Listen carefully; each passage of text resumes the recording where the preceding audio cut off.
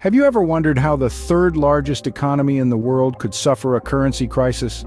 Welcome to the enigma that is the Japan currency crisis.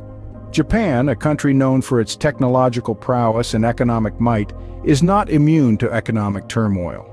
For some, it may be hard to fathom how such a prosperous nation could fall into a currency crisis. But it did. And the story is as intriguing as it is educational. Japan's economy is a paradox.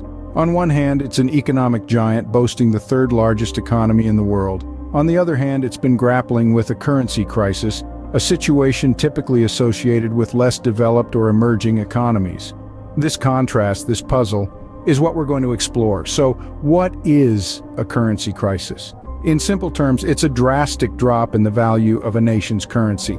This can happen due to various reasons, ranging from economic instability to geopolitical tensions. When a country's currency loses its value, it sends shockwaves through the economy, affecting everything from international trade to the everyday lives of its citizens. But how does a country as economically powerful as Japan end up in a currency crisis? It's a complex question with an equally complex answer, teeming with factors like government policies, market dynamics, and global economic trends. And what happens when a currency crisis strikes? The effects can be far-reaching and devastating. It can lead to skyrocketing prices, a decline in living standards, and even social unrest. Understanding these impacts is crucial to grasping the gravity of the situation. As we delve deeper into the Japan currency crisis, we'll take a closer look at its causes and effects. We'll examine the factors that led to the crisis and the repercussions it had on Japan's economy and its people. So buckle up, because this journey is going to be a roller coaster ride into the world of economics, politics, and societal change. Stay with us as we unravel the mystery of the Japan currency crisis. To understand the crisis, we must first travel back in time. Our journey begins in the land of the rising sun in the years preceding the crisis. It was a time of prosperity, with the economy flourishing on the surface, but beneath this sheen of success, the seeds of disaster were quietly being sown. Japan's economic policies during this period were a mixed bag of aggressive strategies and cautious conservatism. The government, eager to maintain the country's economic growth, implemented a series of policies that encouraged investment and spending. Interest rates were kept low, making borrowing attractive, and the country was flooded with capital. However, this easy money policy inadvertently led to an overinflated asset bubble, especially in the real estate and stock markets. Simultaneously, financial decisions were being made that would later contribute to the crisis. Banks, intoxicated by the easy money, extended loans with reckless abandon. Companies, buoyed by the seemingly endless flow of capital, expanded rapidly, often without proper risk assessment. The economy was heating up, and like a pressure cooker left unattended, was on the verge of exploding. External factors also played a significant role.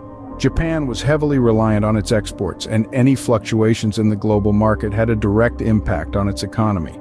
The early 90s saw a global economic slowdown, which resulted in a decrease in demand for Japanese products. This, coupled with the bursting of the asset bubble, set the stage for the impending crisis. Throughout this period, there were warning signs.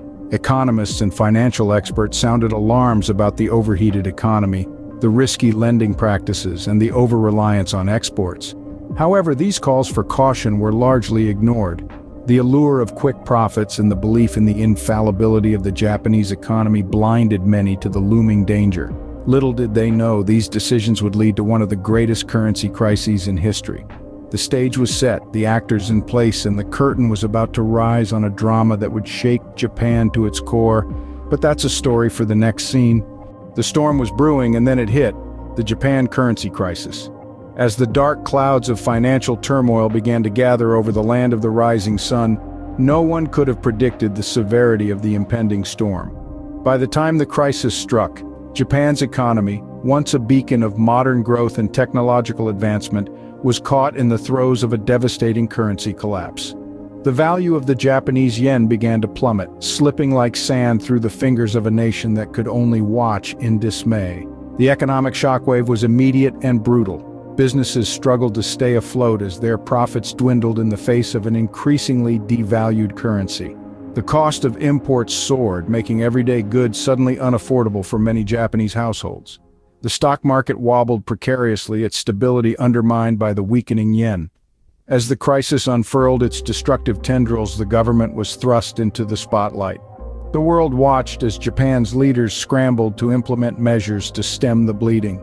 Interest rates were slashed in an attempt to stimulate economic activity and inject some life into the floundering currency. The government also embarked on a massive spending spree, pumping billions of yen into the economy in a desperate bid to jumpstart growth.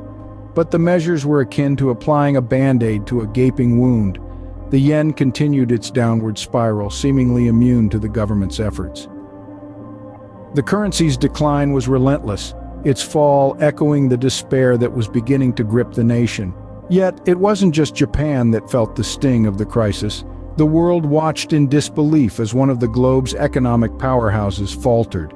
The impact on the yen reverberated across international markets, sending shockwaves through economies around the world. The crisis was here, and it was more severe than anyone had anticipated. The storm had arrived, and Japan was left to weather it, grappling with the harsh reality of an economy in turmoil and a currency in free fall. In the wake of the crisis, Japan was left to pick up the pieces. A nation humbled, a currency in disarray, and an economy in need of stabilization. But as the saying goes, necessity is the mother of invention. Japan's government, aware of the gravity of the situation, took decisive measures to regain control. One of the first actions was to inject capital into the economy. This move, known as a fiscal stimulus, was aimed at encouraging consumer spending and business investment. A considerable amount of money was poured into public works projects to stimulate employment and economic activity. Simultaneously, the Bank of Japan took a more aggressive stance on monetary policy. They reduced interest rates, hoping to make borrowing more attractive and stimulate economic growth. In addition to these measures, the government also implemented structural reforms to strengthen the economy.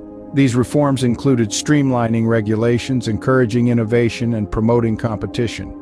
However, the road to recovery was not smooth. The value of the yen took a significant hit. For a period, the yen's depreciation made headlines globally. Yet over time, the currency managed to regain some of its lost stature, albeit not to its pre-crisis levels. The impact of the crisis was not just limited to the economic realm. The everyday lives of the Japanese people were affected as well. Many faced job insecurity, stagnant wages, and the rising cost of living. The crisis highlighted the vulnerabilities of a society grappling with an aging population and a declining birth rate. Yet, in the face of adversity, there was resilience. The Japanese people, known for their patience and perseverance, weathered the storm. Businesses adapted, individuals innovated, and the society at large rallied together to overcome the challenges. In time, these collective efforts bore fruit.